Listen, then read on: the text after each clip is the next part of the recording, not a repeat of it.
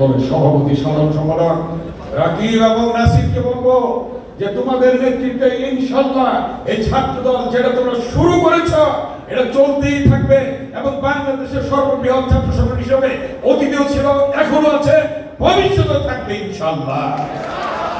এবং শত আন্দোলনের সূতিকাগার এই ঢাকা বিশ্ববিদ্যালয়ের অপরাজয় বাংলা, এই অপরাজয় বাংলায় দাঁড়িয়ে তোমরা শপথ নেবে, ছাত্রদল শপথ নেবে ইনশাআল্লাহ বাংলাদেশে গণতন্ত্র পুনরুদ্ধারের জন্য অকাতরে তোমাদের সাথে যদি আমাদেরকে জীবন দিতে হয় আমরা জীবন দেওয়ার জন্য প্রস্তুত আছি। দেশ জুড়ে তোলপা ওয়ালটন ফ্রিজ কিনে আপনিও হয়ে যেতে পারেন মিলেনিয়ার।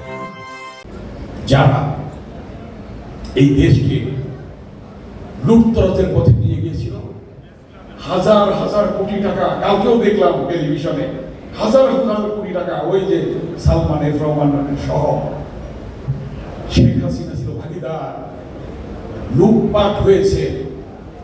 এই ডাকসু ৭৩ সালে শেখ মুজিবের আমলে ঢাকা বিশ্ববিদ্যালয়ে ডাকসু নির্বাচন হয়েছিল, ব্যালট বাক্স ছিনতাই করে ছাত্রলীগ জিততে চেয়েছিল।